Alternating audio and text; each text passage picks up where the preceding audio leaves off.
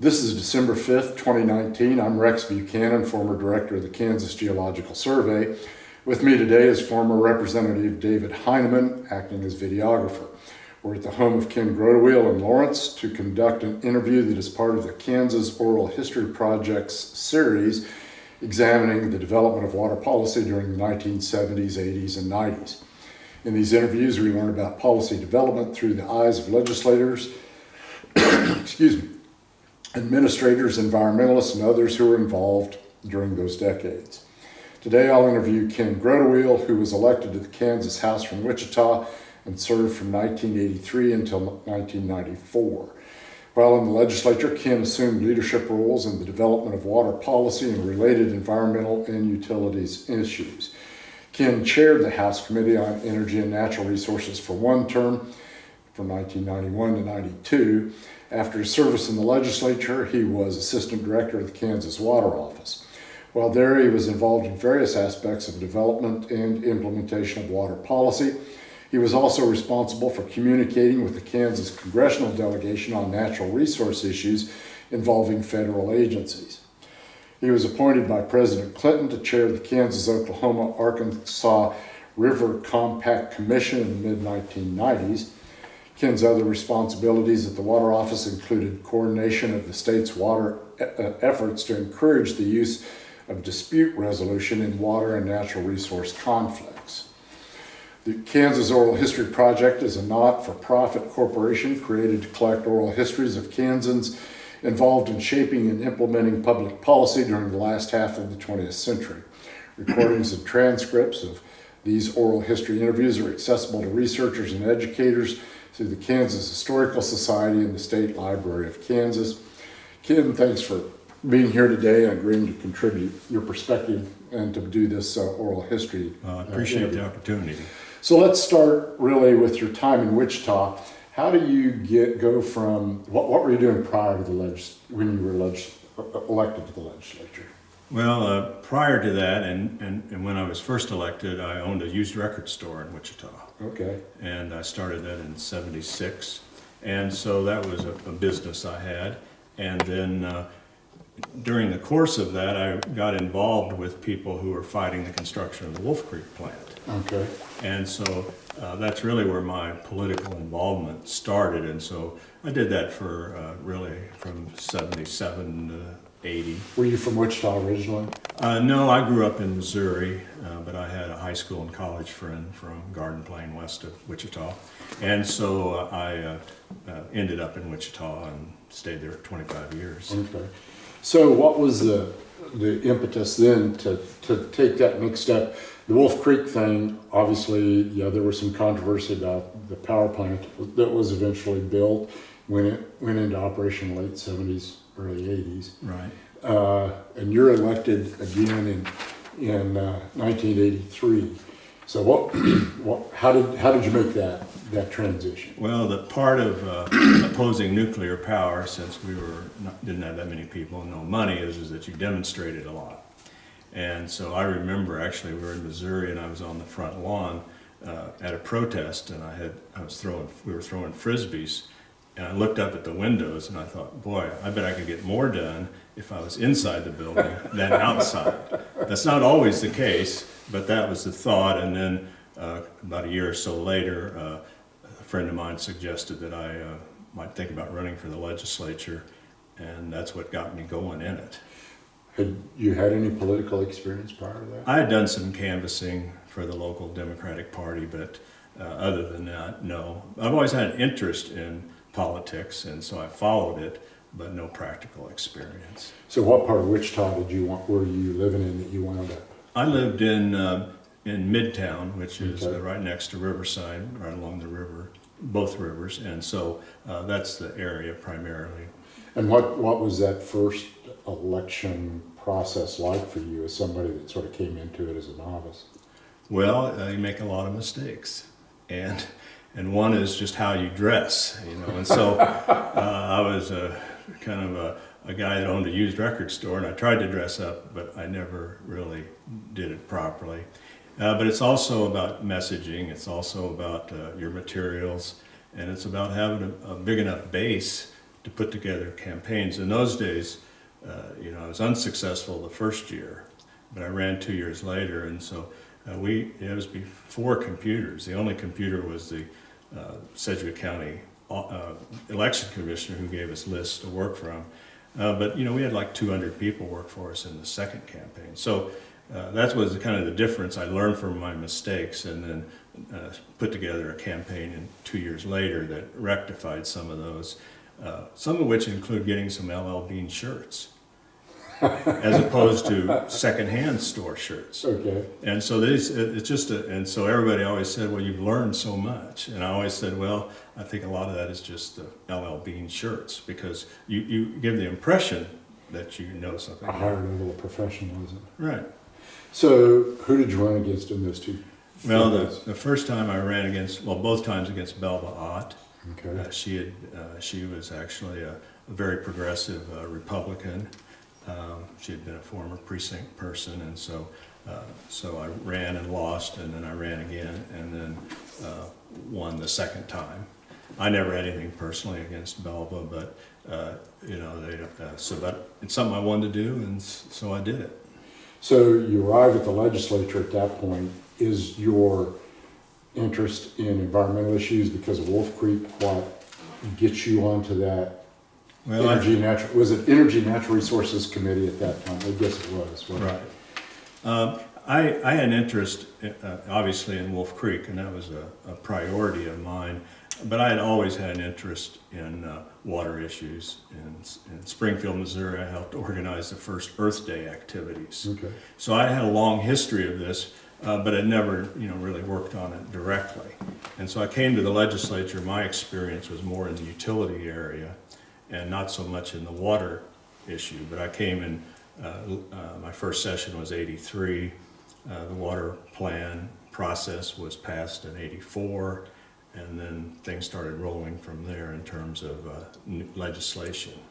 So what was your reaction when you, as somebody who comes from Missouri near Wichita and then comes up to Topeka, that has probably not been, and from an urban area, probably not intimately involved with a lot of water issues that are facing the state. What was your reaction when you first got on that committee?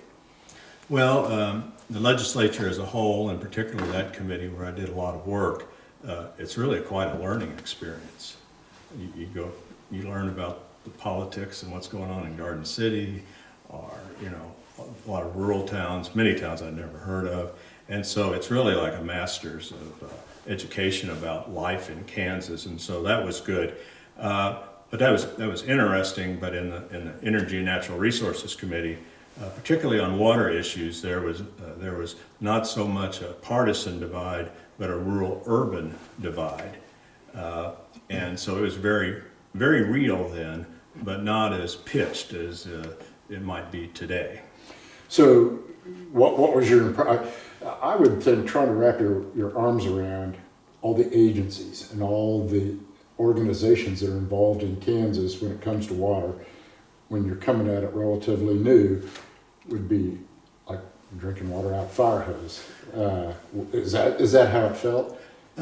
Yes, it did, because there's not only the committee that you're on. I was on a couple of other committees, so you're learning all of that stuff. But you're learning about the legislative process, and how one day you wake up and go, oh, that's a deadline I should have known about, and so you're learning everything, and it's just overwhelming, but a great experience for anybody from anywhere in the state to learn about the whole state.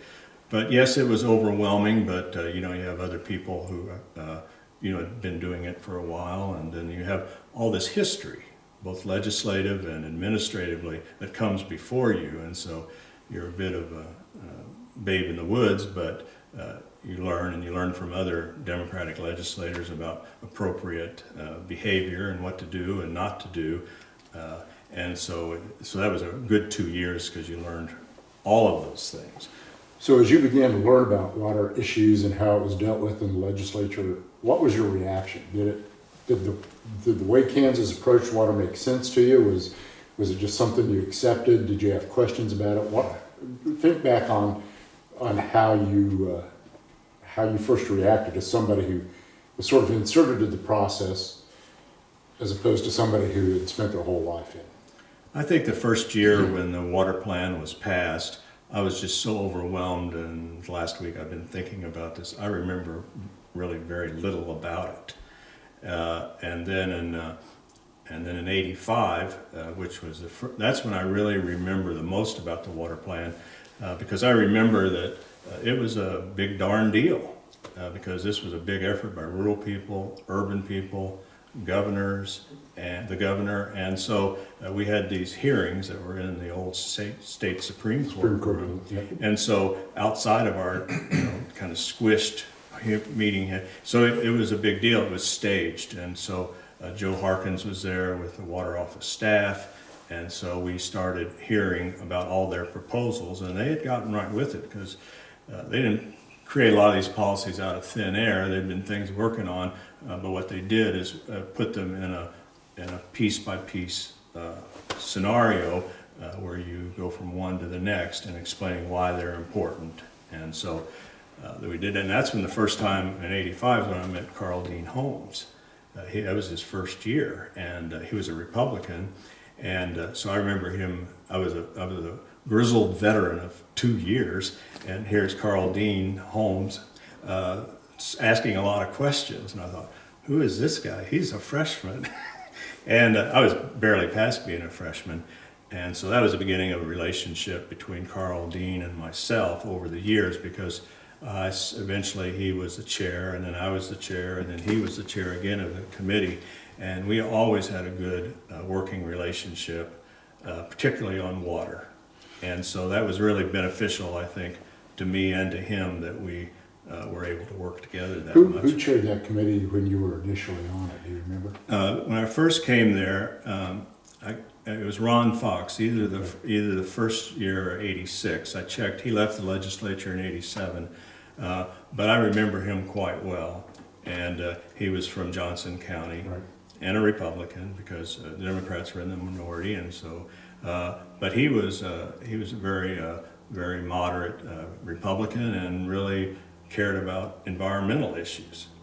And then Dennis Spaniel, I think, was the vice chair, and he was from Wichita, from West Wichita, which is, a pretty, we used to call it kind of the hunt and fish, at this time, the hunt and fishing part of Wichita.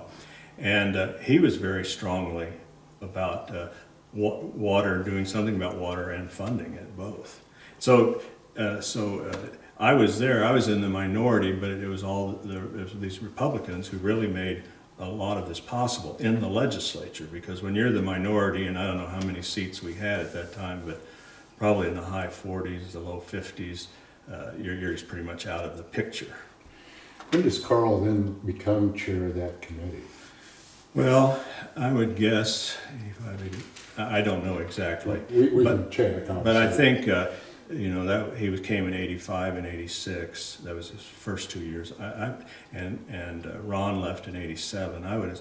But then Dennis Spaniel was the chair after that. But I think only for a couple of years or so. And then I guess you get into the late '80s, and Carl Dean became the chair. Well, it's interesting you credit him for, you developed this relationship with him, because one of the reasons he is so knowledgeable about the whole issue is he's from Liberal. He's out in the heart of the part of the world where Ogallala issues are of paramount importance. Carl always did his homework, and you're right. He was one of those people that lived to ask questions and hold hearings and be a legislator, as far as I can tell. Yeah, he took it all very seriously, and I had kind of a reputation for being a tree hugger, environmentalist, but I was always a very practical person, always thinking about what's the best I can do in a particular session. And so I think both Carl and I were the same in that way, that we were just wanted to get things done. Well, we'll come back to the discussion of water plan funding, because that's a critical issue during the time that you're there. Before we do that, though, how did it feel to have to have the reputation as an environmentalist and be a member of the Kansas legislature? That pretty much made you a party of one at that point, didn't it? Well, yeah, I think I was the only one came out as one, but I didn't really emphasize it much. But usually when you're a freshman, you often get a reputation, whether it's deserved or not. So I was kind of considered the tree hugger.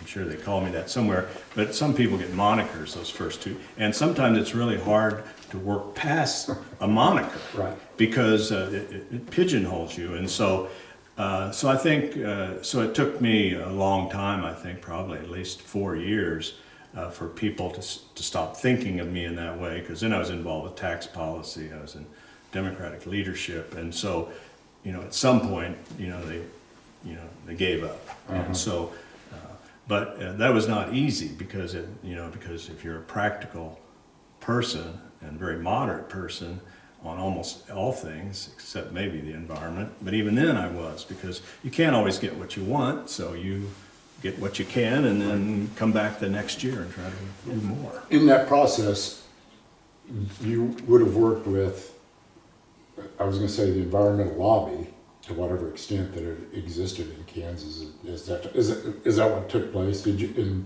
involved in some other issues? And we'll go back to water in a second. Mm-hmm. For example, low-level radioactive waste showed up as an issue. Yeah, that was a little later. But at that time, there were very few environmental groups. Sometimes people would come in as individuals, but I don't really recall a very active group, Right. and so I was kind of a party of one. But it was interested me, and that's the thing about the legislature. If you have an interest in something, and you're persistent, and you're reasonable, and you keep pushing along, you can change things. So I think that's kind of my approach. What's different about that period is that the Governor Carlin, and then the leadership in the House and the Senate. When I first came in, of course, I didn't really know this, but they were all behind the water plan. Right. And so when it came to water, you didn't need any outside people supporting it. It was a moment where people had said, we're tired of fighting, we're tired of having things on our desks talking about, irrigation and stuff. And so that's what made that different. But other issues like underground storage tanks, which became part of the water funding bill at one point, and there were a lot of natural gas issues because natural gas at that time was very high, and so that took up a lot of time as well. But you just sort through what you know, and then of course there are some of the business groups that come and talk to you, and I always talk to everyone, and they were sometimes I think it was hard for them to do a straight face telling me things, but I understood that and went from there. And then but the lobbyists can have a bad name, but in my day lobbyists were very good about not telling anything that wasn't true, and they did tell you things that were helpful about the situation. Now, it doesn't mean you necessarily agree with the solution to the situation, but at least it broadens your context. And as my first and second year, I benefited from that. But we were never taken out to dinner, the Democrats, and it wouldn't have made any difference with me. But right. We just kind of knocked around and hoped for the best. And so, what are the major water issues that you remember appearing during that period that when you first show up, or during those first few terms?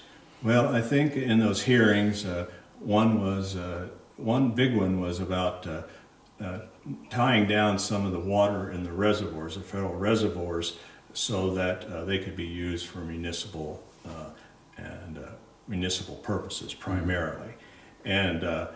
And we did that to some extent, but not near as much as the Kansas Water Office wanted. Basically purchasing storage in those reservoirs so Right. water didn't be available. So that no one else would purchase it. Right.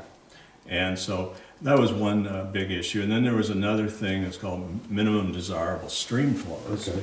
which was kind of a mystery, well, even probably to me to some extent, because I didn't have at that point any experience with irrigation. But it was really a very far-reaching, progressive piece of legislation, because it said that some people have to turn off their irrigation pumps if a river doesn't have a certain amount of water in it.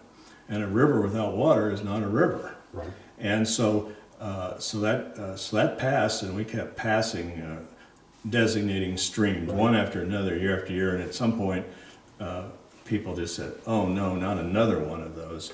But by that time, we'd gotten down to, some fairly small streams, and so the benefit of that law still goes on because... It basically, in effect, sort of establishes water rights for rivers. It's Right. a point in time in which it says this river, this reach of a river is entitled to X amount of flow, and that then has seniority over water rights that come after that. Right. So it doesn't guarantee that there's going to be that minimal amount of flow in the river, but it does put a point in time saying from now on this is a senior water right, or this is a date of water right. For a river. And as I recall, that there's senior water rights and then there's junior water rights, and I've been away from this stuff, but most of the minimum desirable stream flow impacted people with more junior rights. Right. So do you remember where did that idea come from? It is a pretty progressive idea. In effect, it's giving a river a water right, which as opposed to an irrigator or a municipality or industry. But that's what I say. It's very progressive, and I think maybe one of the most significant things we did. But I didn't know any difference. I had no context about how much this was changing even one part of the irrigation supporters. Right. And as years went on, and then later at the water office, then I really became aware of how all the issues involved with that. So, but again, that was just my third year, and so. Do you remember where that idea came from? I don't. Was that a staff idea that came to the committee, do you think, or was it a? No, I think pretty much everything we did were bills that were proposed by the water office. Okay. I can't recall us having an initiative on our own. I mean, there were a lot of bills that came out that year and the year after, and they were rolling stuff by us pretty regularly. And so I don't think it was mostly just trying to look at the bills and try to sort through them as legislators do, both on policy and politics. And before we go then on to the water plan funding, any other, and I think you're right about that minimum desirable stream flow process. I think that was a big deal and remains a big deal. Any other things like that come to mind? Another issue was called interbasin transfer. Right. And so the city of Wichita, they had some water needs, and there was a proposal to run a pipeline from Milford, which is the biggest of all the reservoirs in terms of capacity, and they wanted to run that to Wichita. And so I and Henry Helgerson in particular, even though we were from Wichita and wanted Wichita to have water, we were very opposed to that. And so there was I think that at that point there was a transfer bill that dealt with interstate. I can't remember all the exact, but then there was a bill that would allow kind of intra-basin transfers. And that's what Wichita wanted to do. It wanted to take water and store it in the Equus Beds north of Wichita. And it would have been a transfer from the Kansas River Basin down to the Arkansas Right. River Basin, and that's a basin transfer. But there probably wasn't any process or regulatory mechanism to approve or disapprove a transfer like that at that time, right? I can't recall if interbasin transfer was there. I think we amended some bill that allowed us to do intrabasin. I think But it's another case of that. All the businesses, the big businesses in there, and Republicans and Democrats, we worked out a bill so that we could manage, so Wichita could have additional water, but not be going too far for it. Is that why you were opposed to that idea of the pipeline from Milford? Was just the distance, or? Well, I think that once you start that, then there's no end to it. And there's been, even since then, in the last 5 years, there's been proposals for pipelines to western Kansas Right. to irrigate crops. And so taking it out of the basin, it just didn't seem like, wasn't necessary. But I was always a practical person. If the only choice had been our Wichita was going to dry up and blow away, well, then you think about interbasin transfer. But the city had this plan on what they wanted to do, and they worked with us, and so it wasn't necessary. And that machinery for interbasin transfer is still in place today. The city of Hayes is going through that process now to take up water from down by Kinsley and move it up to Hayes. So, and that's really the first triggering of that of that procedure. Uh-huh. And I'm sure that's that machinery is what was put in place that you're talking about. Did you get any local blowback from people in Wichita if you were opposed to the view that I think the rest of the state has is that Wichita is this big gorilla sitting out there wanting to soak up water.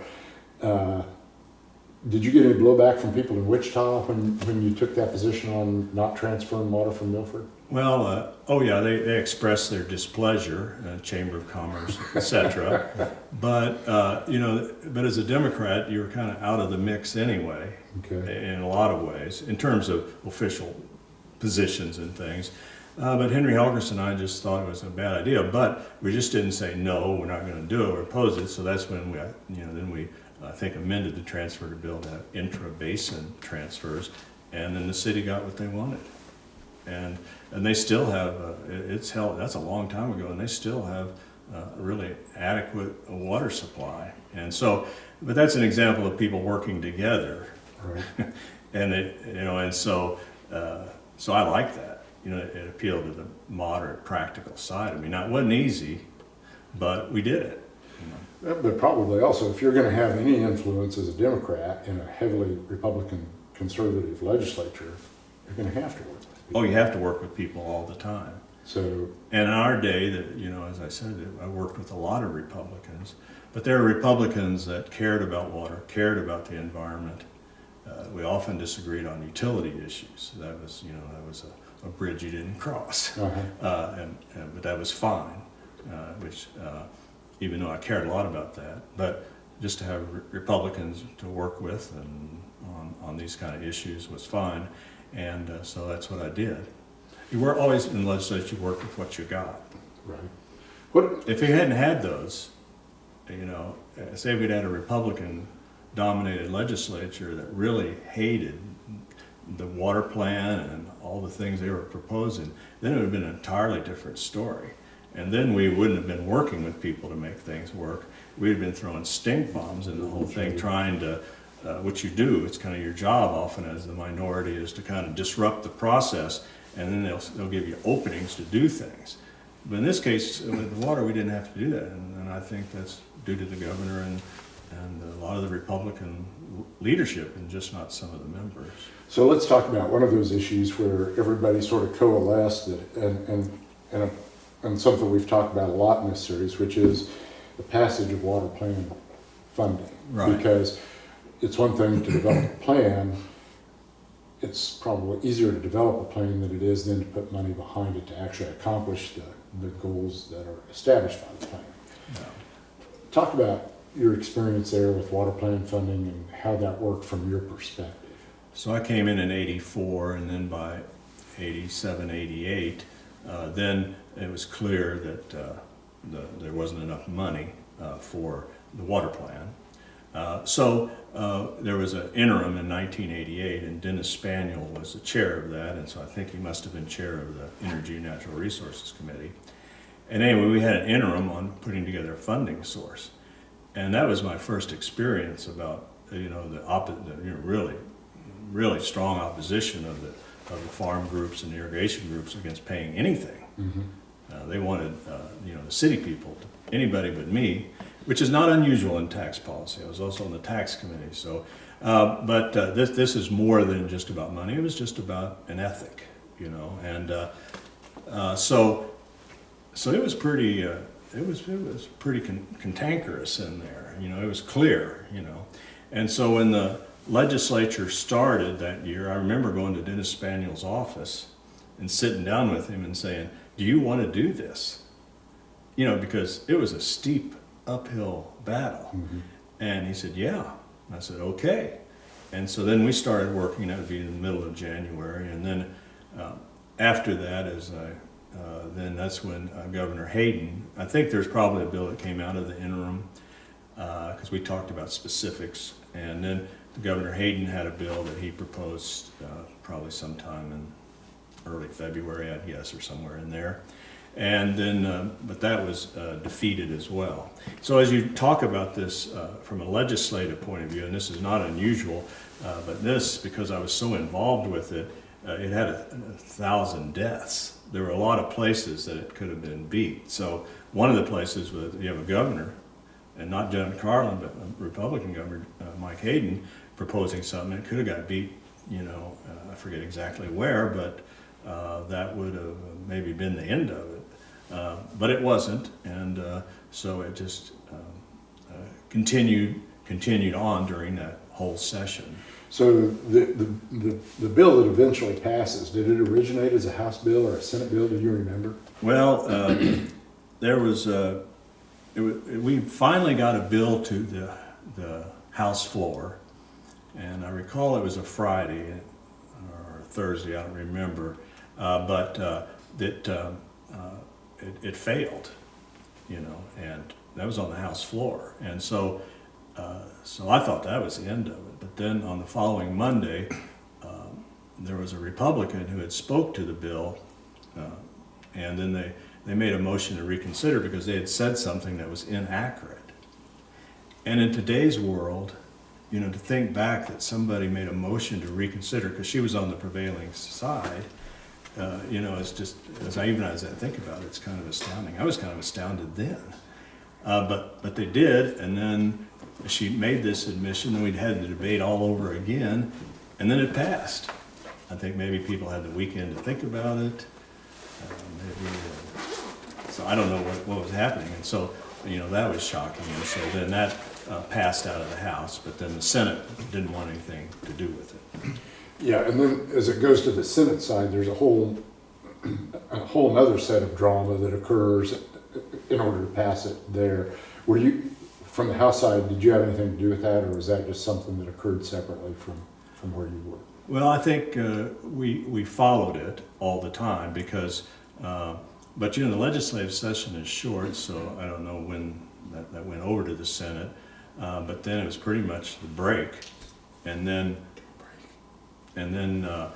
so what happened is that this is due, I give a lot of credit to Speaker Braden, who had been beat up quite a bit that year by both the Democrats and the renegade conservative Republicans, and he didn't have a lot of control, and he was from a rural area, and he could have had a lot of spite about this, but what he did was he took that bill, the version the House passed, and put it in a bill dealing with underground storage tanks, which was a federal mandate, and we were dealing with funding it and dealing with that. And then so since that bill had passed the Senate, then it goes to conference committee.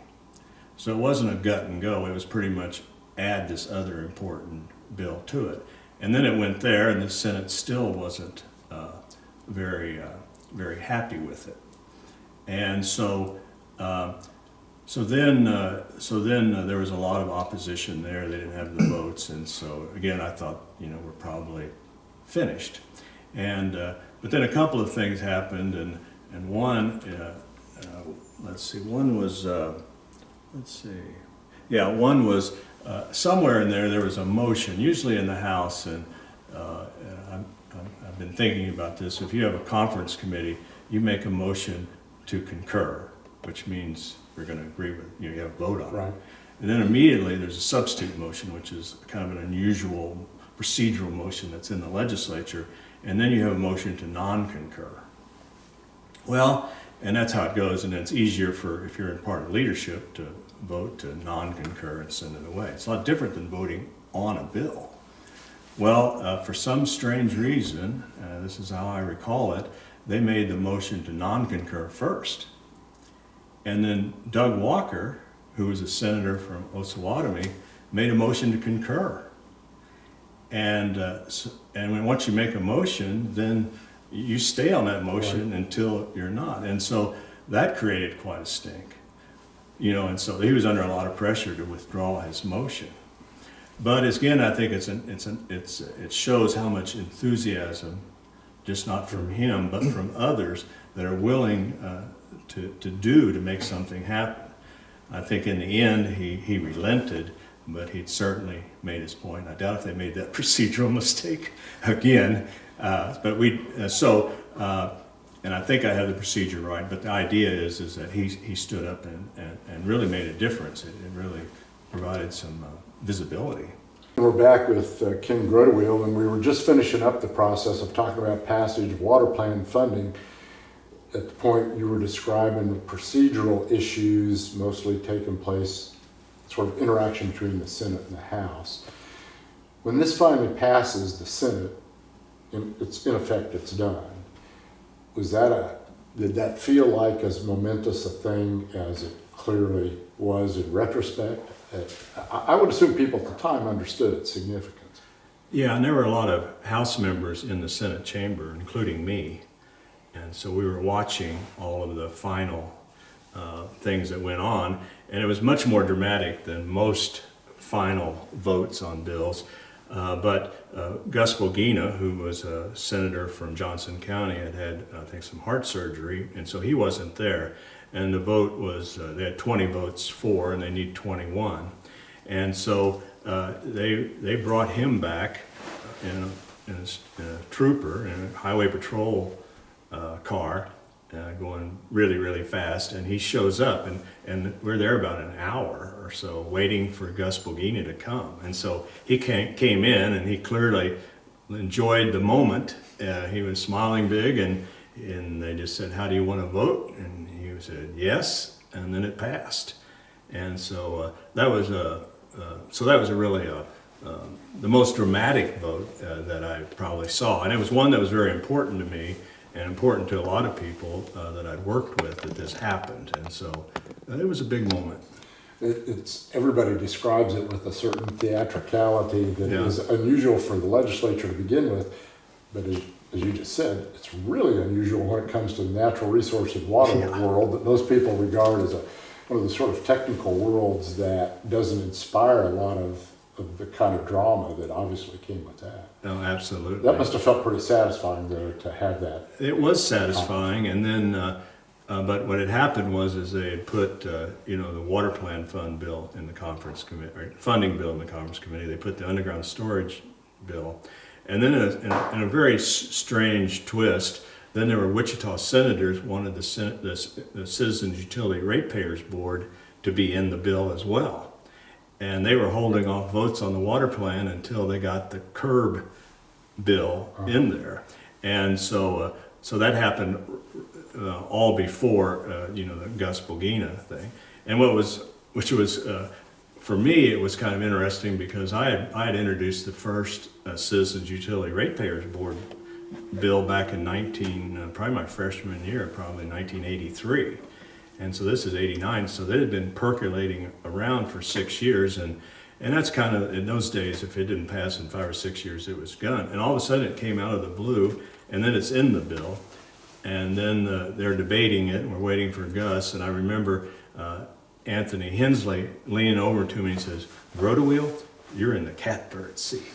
Because he could see the two things, two of my biggest efforts as a legislator were in the same bill, waiting for Gus Bogina to come and do that. So that was a personal, that added another personal touch to the whole thing that I remember it quite well. Both of those things come out in the same bill, which are both significant, long-lasting effects. That's I didn't realize the curb was part of that same bill, because everybody talks about the water plan funding. Right. But it's a legislative process that's commonly referred to as log rolling. Right. The more things you put into a bill, you pick up support, but you risk losing support.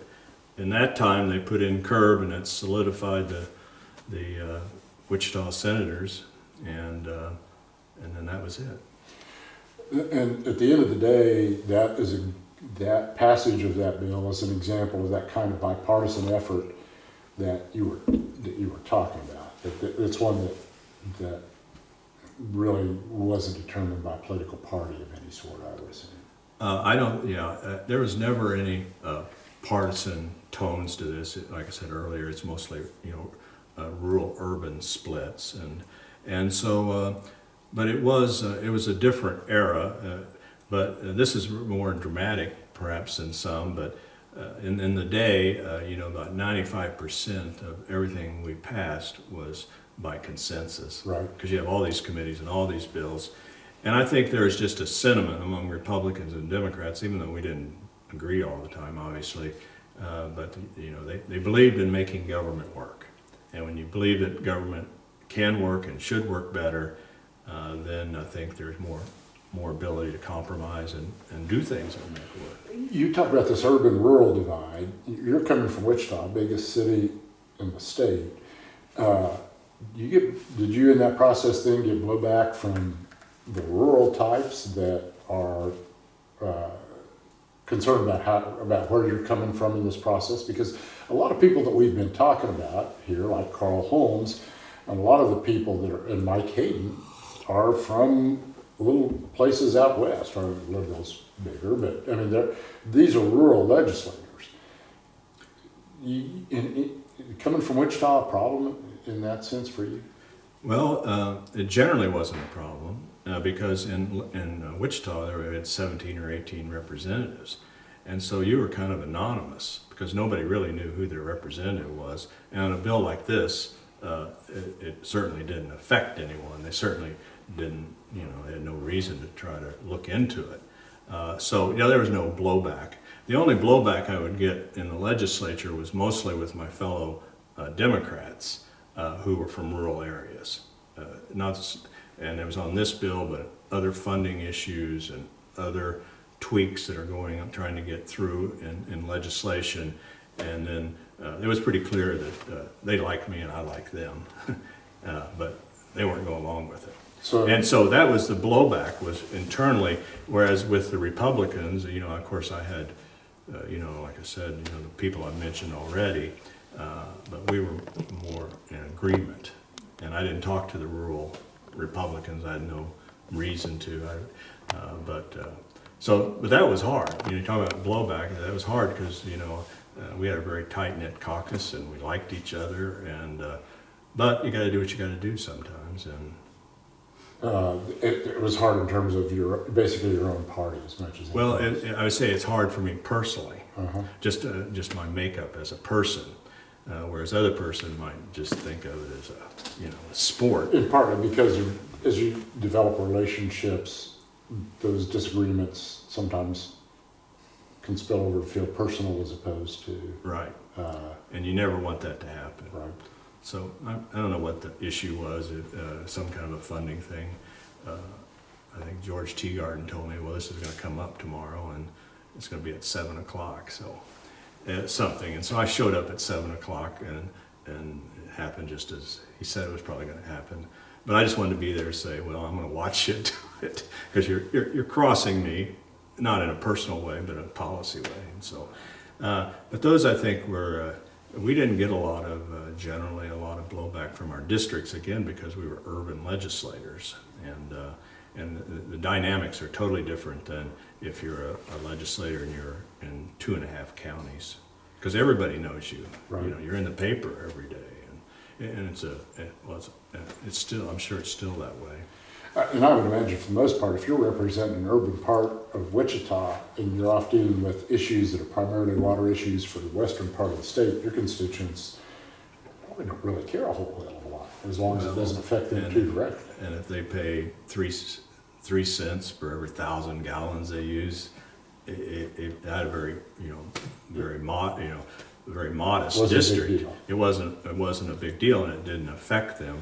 But that's not unusual that people don't know all the details at any era of politics. But that's why we need elected officials that can sort through the politics of something and still keep their mind on the policy. When you just are a policy wonk, then you can't sell that. If you're just talking about the politics of it, well, there's a reason not to do everything. Yeah. So the municipal users in Wichita, that increased the water plant funding was small enough it wasn't that big a deal.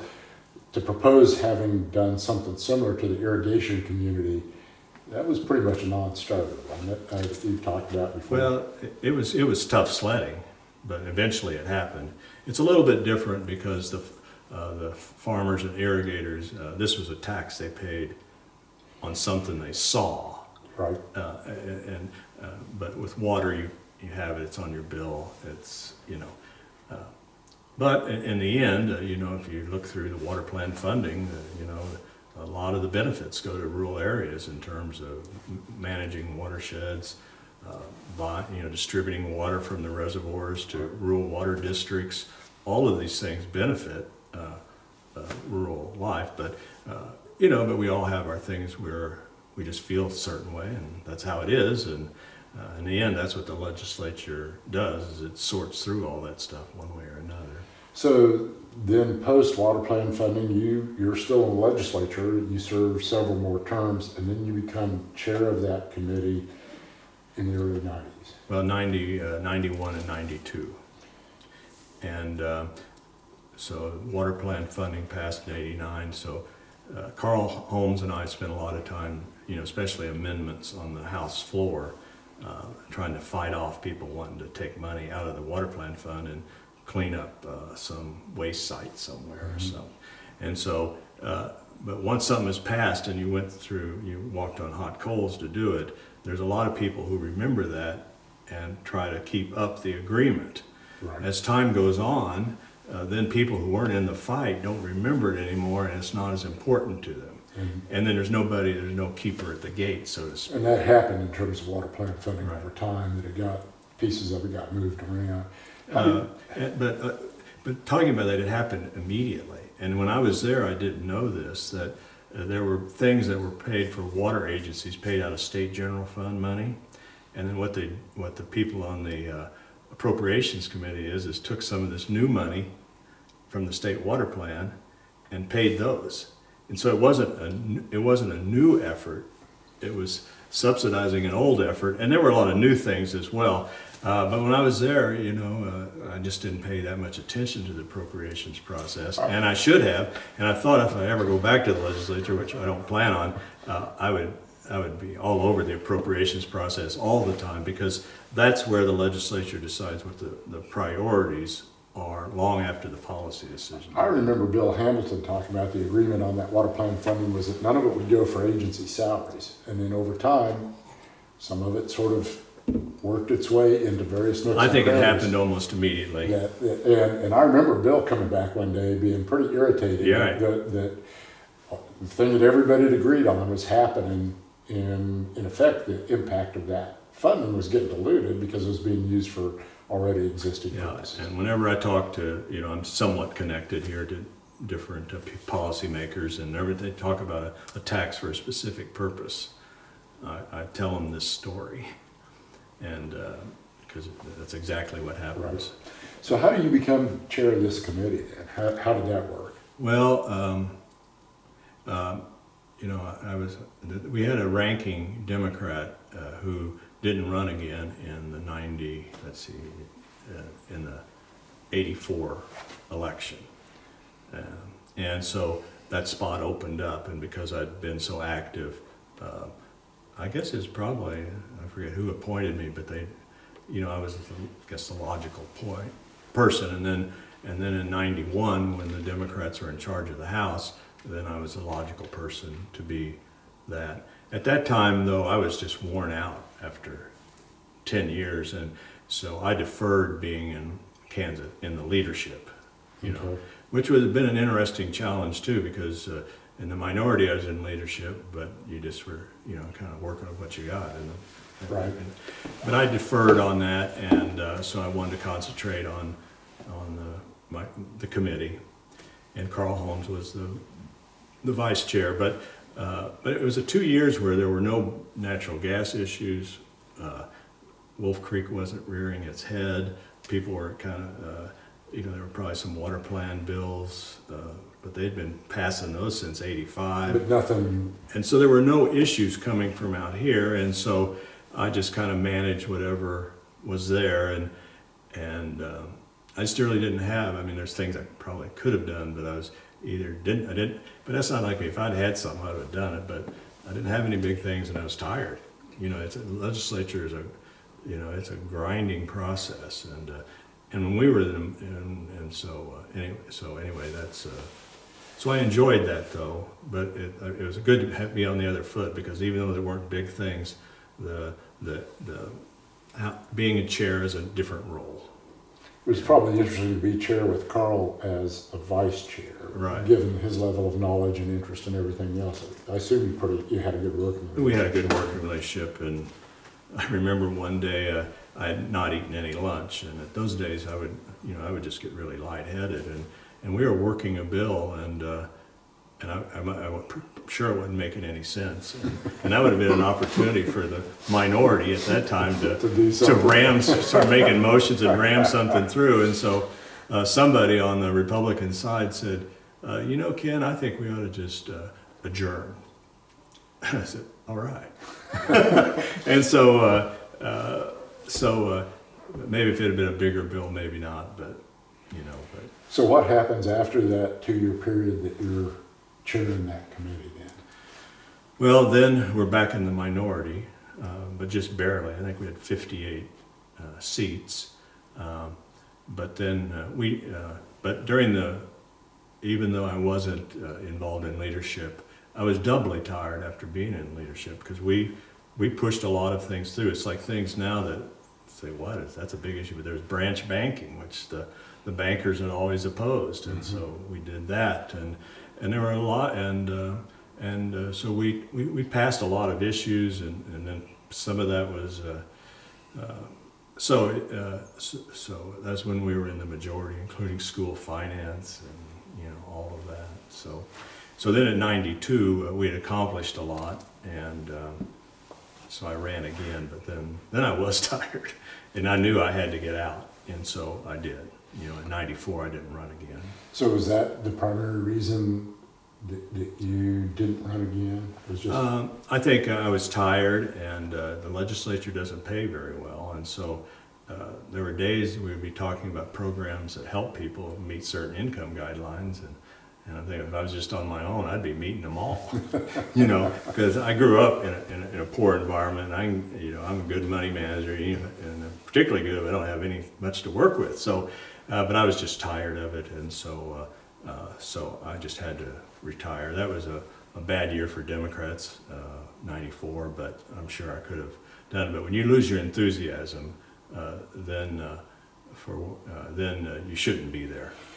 Just from somebody who would watch that behavior, the days are long. I looked at, and you have to sit there and listen to what strike me as an awful lot of hearings on bills that are not the most inherently interesting in the history of the world. Yeah. And that takes a certain kind of individual to pay attention and to do that. And if you're not enthusiastic, I think it'd be just about impossible. Yeah. It's sort of painful. And then but bigger issues come up, and then you're in a grinder, and so then there's a lot of just general political pressure. Sure. So when I retired, I know I went home, and I was just sitting in my office at home, and I could just feel the weight, literally feel the weight leaving my body, because you do carry it around all the time because you're a state legislator, but you're always dealing with county officials, local officials, the federal government, all the interest groups, and your job, as I view it, was to try to make the best out of this. We'll make the best out of something instead of just saying things because it sounds good. Is really hard work. And so anyway, it was a relief not to be in the legislature, but not because of any ill feelings. It was just, that's nice not to have to think. To deal with that. Now, of course, that knowledge follows me. It's been almost, maybe 94, 2004, 2014. So it's been 25 years now, but that basic knowledge still follows me around, and really things aren't that much different.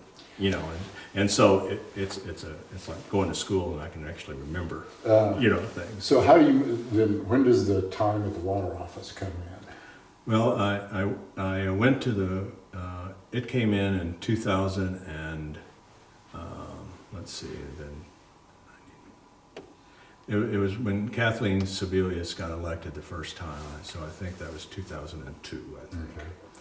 And and so I was the assistant director there. And who was director at that time? Well, it was Clark Duffy was the initial director. He wasn't there long, and then Joe Harkins came back, and he came out of retirement at some cost to him to lead the water office again. And so to work with him, somebody with big ideas, and he wasn't a hands-on management person, but he had big ideas, and it was fun just pushing those ideas. But at that point, some administratively and our products we were developing and things, there were just I spent a lot of my time as the assistant director just cleaning up messes, contracts we had that we were about ready to lose our funding on, some less than, things you don't want in the news. Sure. And plus, you got contracts, that means money. And so I spent a lot of time doing that. And then the first year, which, because Joe had confidence in me that he could send me over to the legislature and I wouldn't say stupid stuff. And so then I was the liaison for the water office, which is a pretty, that was a very tough job for me, but I did it. But things were starting to get, things were starting to break down, some of the collegiality, civility, the rumor mill, and chairs that I felt like didn't really know how to be a chair, chairs that didn't even know what the water office did, and it was all about, like one chair said to me, well, you don't have any people coming in for these things the water office is doing. And I said, well, that's true. She said, you don't have any Farm Bureau people. You don't have any of this. And well, you're right. And I couldn't disagree with her. But the thing is, there's no even understanding about what the role of the water authority or the water office was, and what it had been. It's just a total lack of forget it. I don't know, just people didn't pass along that. But it's a different time, and so I worked with that, and then thankfully I didn't have to do that job the next year. So what major issues come out of the water office at that time when you were there as assistant director? Well, I think probably some of the bigger issues were dealing with irrigation. There was issues out in western Kansas.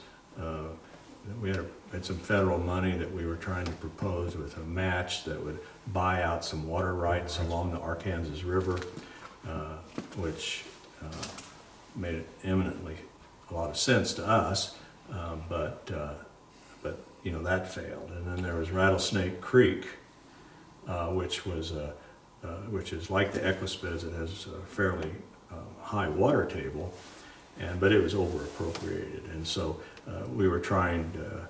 Governor Hayden, I think, wanted to buy some of the land and turn it into a preserve, right. And then that would diminish the emphasis on the water coming out. And boy, that was just like walking straight into a bulldozer. And I was in some of those subcommittee meetings where on the appropriations we were discussing that, and it was just like, I should have brought my flak jacket. Yeah, he wanted to buy that property that basically lines up the city with where the city of Hayes is now. Basically, they were going to stop irrigation and try to increase some return flow to the Ark River. That basically, the idea if the state purchased an additional land was, I think, to say it was a non-starter is an understatement. Yeah. And he was pretty determined to do it, and obviously didn't work. But you're also. I shouldn't say. I don't know if it was Governor Hayden. Maybe it was. He was secretary at that time. He was secretary of wildlife. Yeah, but Sebelius would have been the governor. And also remember the Ark River buyback discussions that go on at that right. time too. And so that's when you're talking about pushback. That's when I really felt the pushback of the irrigation community. And so everything that we tried to do, trying to say that cities have got to to have to buy up enough water rights so so you can have more economic development. You've got the water. It just seemed like everything felt on deaf ears, and so that got tiresome. Let me ask you about this. One aspect of your career that's very different is this sort of reconciliation process effort. And I remember that coming out of the water office, and you can see the need for it for exactly what you're talking about, because the irrigation community is not always the most receptive to want to change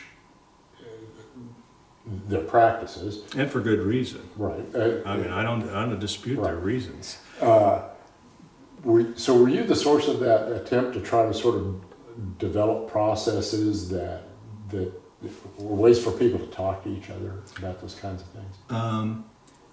Well, I think the water office, from the early days of Joe Harkins, and see, that was, so I think what happened there, we were always doing that.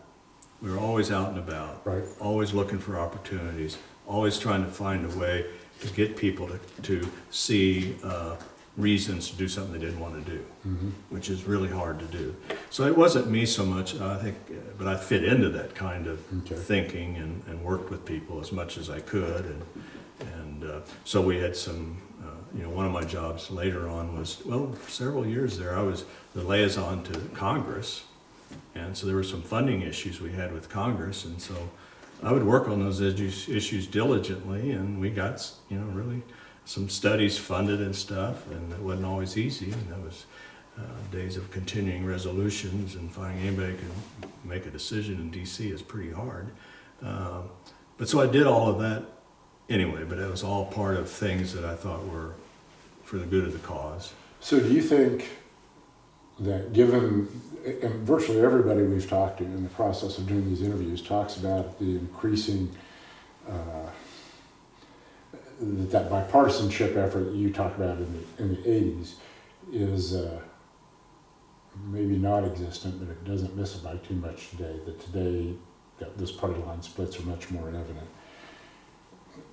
Does that agree with what as you look at it from the outside, you agree with that? And do you think, is it such that could you pass that water plan fund today in this kind of environment? Well, now I think even if you wanted to increase the water plan fund, and you got the basic structure there, that'd be nearly impossible.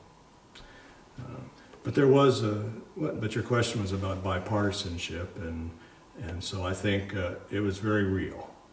And we were not perfect, though. When people talk about the good old days, it doesn't mean we were perfect. And so, but as a whole, I think everybody, Republicans and Democrats, were in, like I said earlier, were trying to make government work, even if you disagreed. But disagreeing is fine. I don't have any problem with that. That's kind of fun, actually. But it's when people don't want to work together, and they're focused on ideology and talking points. Well, it would be very hard for me to go back to the legislature at this day. I thought, well, if somebody gave me a seat there, would I? That might be kind of fun. Then I thought about it, and I'm going, no. It's like it's not consistent with who I am as a person at all. And you have to adapt when you're a politician, right, when you're in the legislature. But it's too much adaptive behavior. So. Because people are more considerate about scoring political points than they are to accomplish the things that they're to accomplish. Is that? Yeah, I'm not that involved. I really can't speak to it. I just know in the paper, the Lawrence Journal-World, if they talk about a bill that had bipartisan support, it's like shocking. But it still happens, and I think that's what people have to remember, that just because we're all, in life, we're all in a certain position is what we make of it. And so it's not easy over there if you're looking to be moderate or bipartisan, but sometimes it does, and you have to take that in that area where you had an agreement, go to the next step, or take that and go to another step. And so I think you just have to keep at it. I don't think at my age and my perspective I would be very good at it. I might become a demagogue, which is the last thing, because that's all you can do is shout from the mountaintops. So as you look back then at this point, at those activities from the 80s and that both primarily from a legislative point of view, how do you judge what you accomplished? And by you, I mean both you individually and in the broader sense. Were you successful at accomplishing the things that you think you should have? Well, I think compared to a lot of things you start out with, I think it was a great accomplishment. And like I say, then there is the battle each year about the funding in particular, but I think overall it was good, and I got some information about the water plan fund this year, and actually it looked as healthier than I'd seen it when I'd left, the water office in 2007. So I guess always I'm an optimist, and you just keep plugging away and keep working with what you got and trying to build relationships and try to look at people for what they are and really determine what their interests are.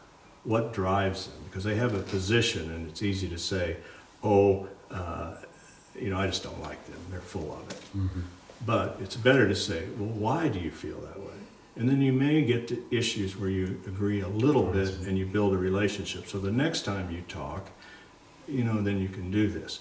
But I think that's all possible, but I think the legislature has to deal with it. I mean, nobody from the outside, doesn't matter how much somebody studied this, they're going to have to say, is it important that we work together?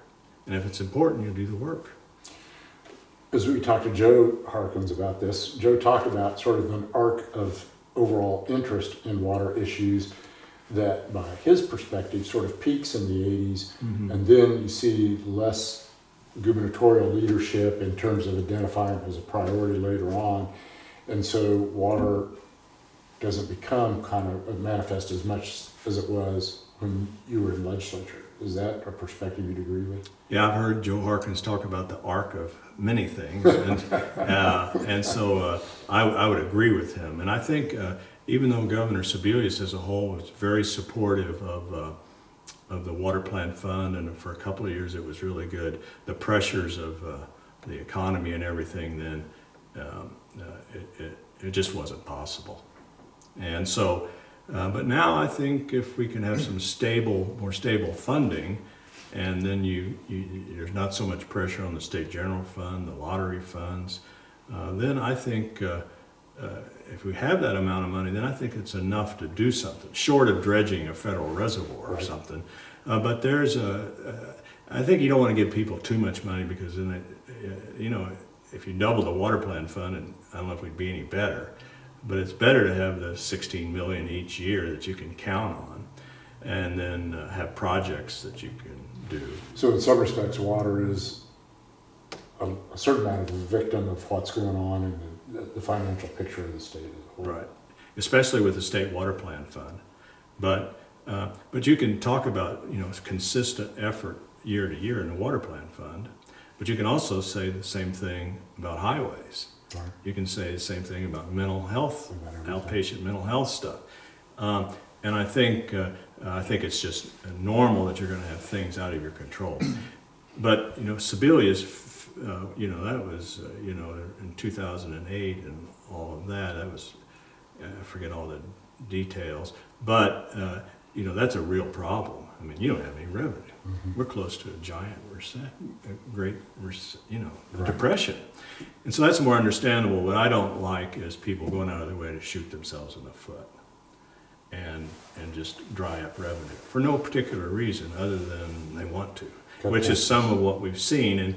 And so if you want to, but I would understand if people want to reduce the amount of money, but how do you do that? And you get rid of some programs. Instead, when they reduce money, they just put everybody on life support. Right. And so, but they don't, people, and we didn't have, that much courage sometimes either, but there certainly aren't people today that say, well, we need to reduce the amount of government taxes. And I'd be for that, because, but there has to be a reason and a method, and you're just not going to get that. But I'd like to lower taxes, but if it penalizes every agency in the state and gives them nothing to work with, nothing to plan for, well, that's not good. Sure. So as you look back, is it that water plan funding that you're most proud of, that you were a part of? Is it minimum desirable stream flow? Is it curb? Is it something else? What would it be? Well, I don't know what else would be other than funding for the state water plan. Okay. And then the other things that came with it that I was for. But most of the time, you're just working on issues that come to you. That was something the legislature and the governor at the time, moved forward on. And so, so it's a little bit different. But I remember the natural gas issue, and when I first got there in 84, 85, 86, prices were going up. Mm-hmm. Those are big issues. But we just worked on them, and I have to put in a plug for the Energy and Natural Resources Committee, because you aren't going to have big issues in energy every year. You're not going to have big natural resource issues every year. But they're all, energy and natural resources, they're all tied together. And so legislators aren't perfect, but one year you get interest you learn about utility issues. And then the next year, you learn about water and about impoundments that utilities have access to, and water rights. And so there's at least a chance that over 6 years, you have a little bit idea of energy and natural resources issues, because they're very, very tied together.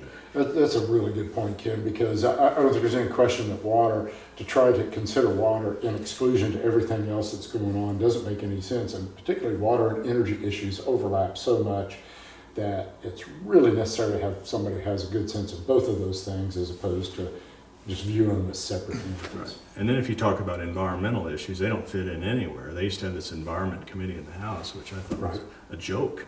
You send stuff there to die. And but I think if you have energy and natural resource issues, part of natural resources are environmental issues. Sure. And wetlands and traditional things and habitat and those kind of things. But they can kind of fit into this. And but if that would be one change in the energy in the water world, is they just bring back the old Energy and Natural Resources Committee, and then put some good people on it. You know? As opposed to separate utilities. Oh yeah, because then what happens is nobody knows anything, and they. I shouldn't say that.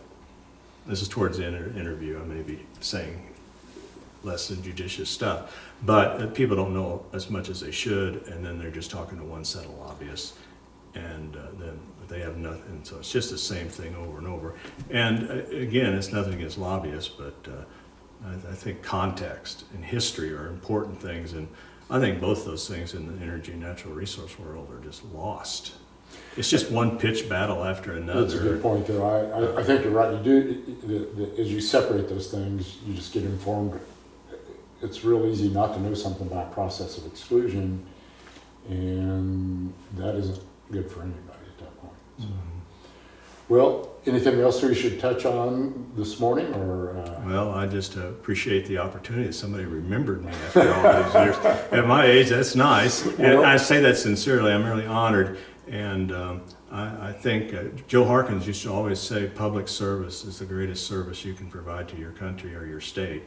And I still believe that. And I still believe it for the state, as an elected official, but also all the people that work in agencies. And you work for an agency, and you know how hard it is to move forward on all these things. So I'm just making a plug that my public service is very dear to me. I'm pleased I did it, and encourage others to do public service, but not necessarily elected service. There's all sorts of ways. There's all kinds of ways at every level of government, they can do it.